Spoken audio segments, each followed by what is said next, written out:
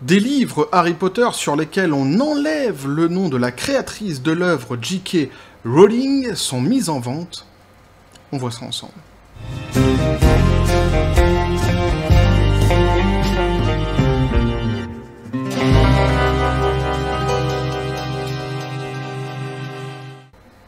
Et comme on dit dans le Bouchonnois ou dans le Périgord, ça dépend, comme tu veux. Abyssus, Abyssum invocat, l'abîme. Appelle l'abîme. Et j'ai bien dit l'abîme. Ouais, parce que je le vois bien, ton petit côté pervers, ton petit côté taquin comme ça. Donc j'ai bien dit l'abîme. Appelle l'abîme. Ne me fais pas dire ce que je n'ai pas dit. On parle beaucoup en ce moment de J.K. Rowling. Évidemment, pourquoi? Parce qu'il va bientôt y avoir le jeu Hogwarts Legacy qui va sortir. Et donc le côté woke de la force se déchaîne. Ouais, on peut pas dire se réveille parce que malheureusement ils dorment pas. Ils se déchaînent. Hein. On pourrait presque mettre la musique derrière. Quoique non. On peut pas mettre cette musique-là. Il faudrait mettre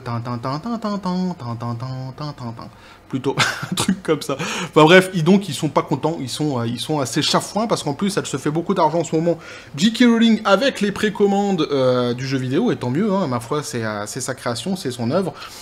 Ce n'est que mérité, et donc on va voir ici, pour ceux qui ont halluciné ils se sont dit, je me suis trompé dans l'introduction, j'ai dû dire une connerie, non, c'est bien ça, hein.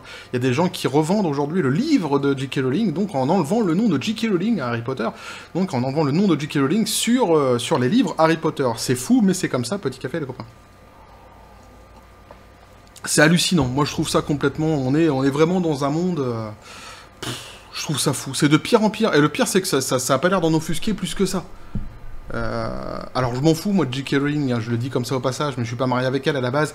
Si ça avait été Steven Seagal qui aurait rencontré les mêmes problèmes, j'en aurais parlé aussi. Elle cristallise un petit peu, j'aime bien parce qu'elle cristallise donc un petit peu tous les mots qu'il y a en ce moment avec les woke, avec l'idéologie woke.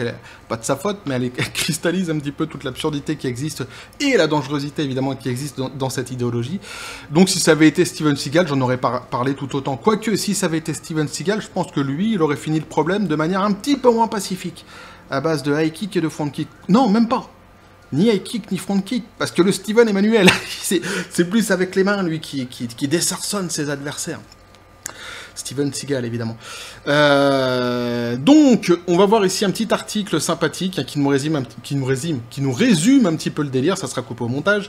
Et on verra, parce que j'aime bien mettre en perspective comme ça, avec d'autres articles de la presse française, comment le sujet est traité. Évidemment, il est tourné de manière très idéologique. C'est pas la même presse que la dernière fois, c'est important, parce que ça montre, pour ceux qui disent, ouais, mais quand on lit parfois un article, on dit, ouais, mais c'est un épiphénomène, c'est qu'un article comme ça. Non. Ils sont nombreux dans la presse française, ils sont même de plus en plus nombreux, et on est loin de l'épiphénomène, et ils se permettent des trucs assez grotesques, vous verrez ça, donc on verra ça à la fin. Donc on nous dit, Harry Potter, ce fan modifie les livres de J.K. Rowling, et ça ne va pas plaire à tout le monde. Bah comme je l'ai dit, ça va pas plaire à tout le monde, ça va surtout à mon avis pas lui plaire à elle, moi je m'en fous, je touche pas de thunes là-dessus, puis comme je l'ai dit, je suis pas... bon bah J.K. Rowling, moi je l'aime bien, mais si ça avait été quelqu'un d'autre, ça aurait été pareil. J'aurais dénoncé tout autant. Quoique, je n'ai pas de film de Steven Seagal, pour revenir à lui, qui rivalise dans ma ludothèque avec... dans ma filmothèque. Avec les Harry Potter, évidemment, ils m'ont offert... Les films de Steven Seagal ne m'ont jamais offert autant d'émotions que les livres... pas les livres, parce que je les ai pas lus, mais les films Harry Potter, l'œuvre de J.K. Rowling, je vais y arriver. Donc on nous dit, visé par des accusations de transphobie depuis des années, J.K. Rowling reste adulé par de nombreux fans, car on lui doit la célèbre saga Harry Potter, mais un lecteur déçu par ses propos a décidé de s'attaquer à elle indirectement. Alors c'est marrant parce que c'est la presse là que je suis en train de lire, souvent je la prends pour la tacler. Parce qu'ils sont en général très orientés. Et je sais pas ce qui s'est passé cette fois-ci. Alors il y a toujours un petit peu d'orientation, évidemment, ils peuvent pas s'en empêcher. Mais ils ont fait gaffe à certains points, dis donc. Ils se sont améliorés sur certains points, on va les relever ensemble. Et ça mérite d'être dit, ça le mérite d'être dit, vous verrez. Donc J.K. Rowling, donc des propos polémiques. J.K. Rowling est à l'origine de l'une des sagas littéraires, puis cinématographiques les plus célèbres de tous les temps. Tout genre confondu Harry Potter, mais ces dernières années sont plus compliquées pour elle entre des films, les Anneaux Fantastiques en demi-teinte, et surtout des accusations multiples à son encontre, c'est plutôt ça. Hein.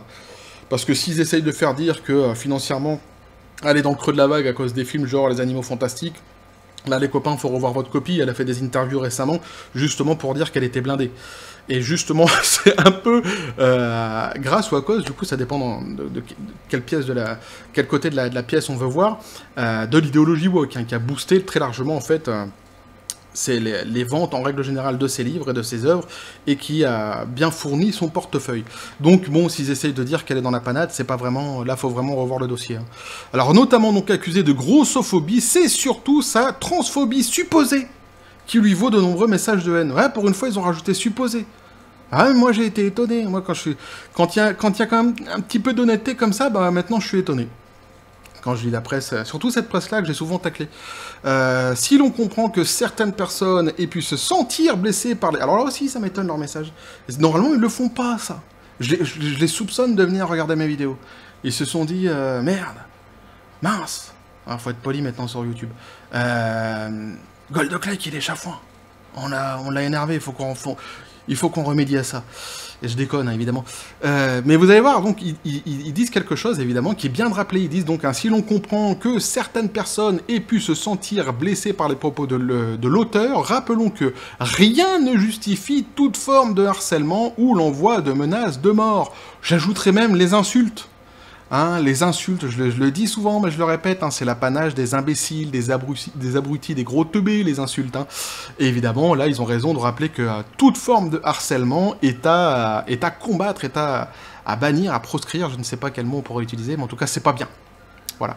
Alors, c'est probablement ce que s'est dit, donc, Laure Flom, un imprimeur, artiste de livres et fan de Taylor Swift, basé à Toronto, dans l'Ontario. Alors j'ai voulu savoir un petit peu, donc au Canada, j'ai voulu savoir qui était Laure Flom, donc j'ai trouvé que ça. Si vous avez d'autres trucs, moi j'ai trouvé que ça, je n'ai pas trouvé de photos ni rien, mais ça m'intéresse pas de voir le visage de toute façon de cette personne. Mais on nous dit ici, Laure Flom est une graveuse et artiste de livres de Toronto, c'est ça, en Ontario, donc. Hein. Ils ont récemment obtenu leur BFA en gravure de l'université OCAD. Leur pratique est largement... Ah ouais, d'accord, ok. Donc elle est de Toronto, je sais pas si à Toronto. Je sais pas c'est quoi Toronto, je connais absolument pas. Bon, enfin bref. Leur pratique est largement donc conceptuelle, explorant des thèmes autour de l'identité, de l'homosexualité et de la masculinité. Ça vous place un petit peu, en tous les cas, le personnage, au moins dans son travail. Hein. Je ne vais pas aller creuser plus, parce que la vie des gens, en règle générale, ne m'intéresse pas plus que ça. Donc ici, hein, on nous dit donc basé au Canada, etc., etc., etc.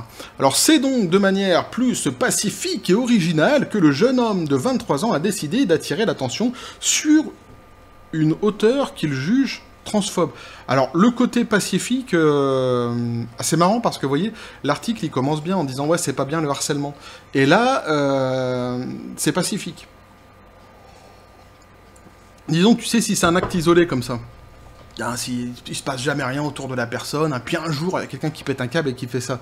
On dira, oui, bon, cette personne-là était très en colère et elle a fait ça, c'est mieux que d'user de violence.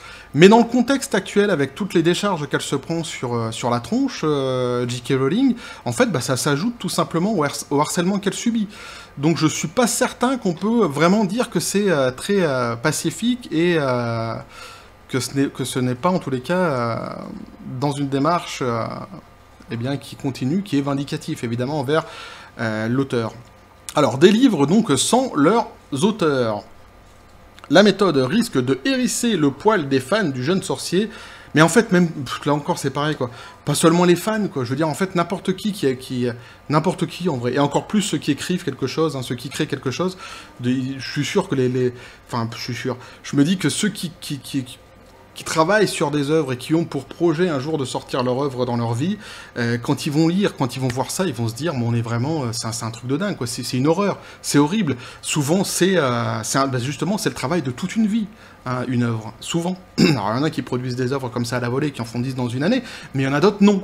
Et là, en l'occurrence, elle en produit pas 10 dans une année, et elle en a produit surtout une qui l'a rendue très célèbre. Mais on ne peut pas nier donc les efforts que fournit Laure Flom pour arriver à ses fins. Le Canadien a en effet entrepris de retirer toutes les pages du livre Harry Potter sur lesquelles apparaît le nom de J.K. Rowling, incluant les pages des droits d'auteur, mais aussi et surtout la couverture. Il a donc remplacé celle-ci par ses propres créations. C'est l'appropriation de l'œuvre complète, hein, globale, hein, afin que le nom de l'auteur n'apparaisse plus nulle part. Je serais curieux de voir si c'est pas signé, du coup, les livres, s'ils sont pas signés de son nom à la fin. Donc on voit ici un petit peu son travail, quoi. J'irai pas les acheter, évidemment, pour vérifier si c'est signé ou pas. Un travail, donc, hein, qui, lui, prendrait une douzaine d'heures par livre, mais qui le rentabilise largement, puisque chaque livre se vendrait au prix d'environ 160 €, pardon. Et le lot de 7 livres a plus de 1100 €. Opportuniste, le jeune homme? Pas à l'en croire, puisqu'il explique reverser une partie de ces sommes à des associations luttant pour les droits des personnes transgenres. En tant que fan des livres qui a été déçu par certains propos de J.K. Rowling, il propose désormais sur son site internet au lecteur des livres de lui envoyer des copies qu'il s'engage à modifier. Il ne va pas se faire que des amis, finit l'article. J'ai presque envie de dire, oui, évidemment. Et quelque part, c'est assez logique. Alors, on va aller voir après, évidemment, ici, l'article que j'ai sélectionné pour vous, qui est d'une autre presse. Encore une fois, j'ai pas tout lu. J'ai pas tout lu, donc on nous dit ici, J.K. Rowling disparaît donc des Harry Potter sur des livres de cet artiste trans. Et j'ai pas tout lu, pourquoi? J'ai surligné, en fait, ici, l'article, en fait, c'est à base de Yale. Yale partage, je lis pas ce langage, c'est un langage que je ne lis pas. On voit en tout, après, alors j'ai pas lu, mais je vois par exemple les titres, un travail d'orfèvre. Voilà, ça les choque pas. Ça les choque pas. Voilà. Donc c'est... Même si, en fait, ça se trouve, l'article après parle de quelque chose d'intéressant. Moi, le fait qu'ils écrivent comme ça, je trouve ça pour une presse, en règle générale, si c'était installé, si c'était instauré, si c'était obligatoire pour tout le monde, et que ça devenait la norme, je comprendrais qu'ils l'utilisent. Mais pour une presse, en règle générale, avoir ce genre de pratique, faire ce genre de choses, je trouve ça terrible. Déjà pour le côté... de neutralité qui est complètement balayée, pour le côté idéologique, parce qu'on est dans l'idéologie complète, et donc voilà, donc moi ça m'intéresse pas, mais bon, vous pourrez aller voir, je vais pas citer, encore une fois, je vais pas citer la presse, mais si vous voulez aller voir l'article après, de votre côté, c'est toujours dans les sources des vidéos, je mets toujours les liens des articles sur lesquels je vais, donc il n'y a pas de souci, vous pourrez aller vous faire plaisir. Moi, ce que je pense, évidemment, de ce sujet-là, bon, vous avez déjà un petit peu compris, je trouve ça assez affligeant, je trouve ça fou, je trouve ça terrible, alors, l'argument qui est donné, c'est il n'aurait pas été content d'un propos de J.K. Rowling. Mais, tu sais, c'est un peu comme si que t'es pas content d'un propos de Jim Ryan sur un truc sur PlayStation et que tu sors une console, la PlayStation, hein, tu prends la console PlayStation, t'enlèves tous les logos Sony, machin de ça, puis tu marques PlayStation et que tu revends derrière. Tu peux pas faire ça. On peut pas faire ça. On n'a pas le droit de faire ça. D'abord, c'est abject, j'aime bien ce mot, abject. Et c'est proprement, en plus là, c'est encore pire, parce que la console, ça reste encore du matériel, on va dire, électronique. C'est pas non plus, on peut pas, même si certains vont considérer que c'est une œuvre d'art, pourquoi pas, ce n'est qu'une considération. Mais ici, on est typiquement dans l'art. On est dans la création pure et simple, sortie du cerveau de quelqu'un. Cette personne-là ne ferait pas ce qu'elle ferait, ce qu'elle est en train de faire actuellement si J.K. Rowling n'avait pas existé, si elle n'avait pas sorti les livres qu'elle a sortis. Donc je trouve ça effrayant, je trouve ça fou, je trouve ça dingue en fait que plus n'en parle pas. Et sincèrement, dans les commentaires sous la dernière vidéo, on a été pas mal à se poser la question de savoir pourquoi elle ne porte pas plainte. Et certains d'entre nous suggèrent qu'elle le fasse, qu'elle devrait le faire. Je pense vraiment qu'elle devrait le faire. Je pense que dans des conditions comme là, elle devrait même sortir une palanquée de plaintes en fait, contre les journalistes qui font de la diffamation, contre ceux qui font ça avec ses œuvres, et même contre l'individu lambda qui ne cesse de la harceler. Alors elle l'a dit dans des interviews, elle essaye de se placer un petit peu au-dessus de la mêlée, au-dessus de tout ça, mais je trouve que là, personnellement, moi c'est mon avis, je trouve que ça va loin, ça va très très loin. On est vraiment dans l'appropriation, dans le vol. Là, c'est le vol du travail, hein, tout simplement. Et je trouve ça dégueulasse. Voilà, pour dire un mot plus clair, je trouve ça dégueulasse. Bref, voilà ce que je pouvais vous dire là-dessus, les copains. N'hésitez pas à me dire ce que vous en pensez dans les commentaires, évidemment, hein. C'est votre avis qui m'intéresse. À vous abonner si le contenu vous a plu, à activer la petite cloche pour les prochaines notifications, les prochaines vidéos qui vont arriver, balancer un like, à partager la vidéo. Vous avez mon Twitter et mon Facebook qui sont dans la description des vidéos. N'hésitez pas à venir et à basculer du côté obscur, non, du côté absurde de la force, pardon. Obscur un peu aussi, mais absurde surtout. Sur ce, les copains, je vous dis à la John Spartan comme toujours. fait féliciter, et je pense, m'est avis, qu'on n'a pas fini d'en entendre parler de J.K. Rowling pendant ces prochaines semaines, à mon avis, avec le jeu Hogwarts Legacy qui va sortir. Dont on attend évidemment beaucoup, pour tous ceux qui sont fans de l'univers Harry Potter. En tous les cas, moi j'en attends beaucoup. Bref, et que la force soit avec vous.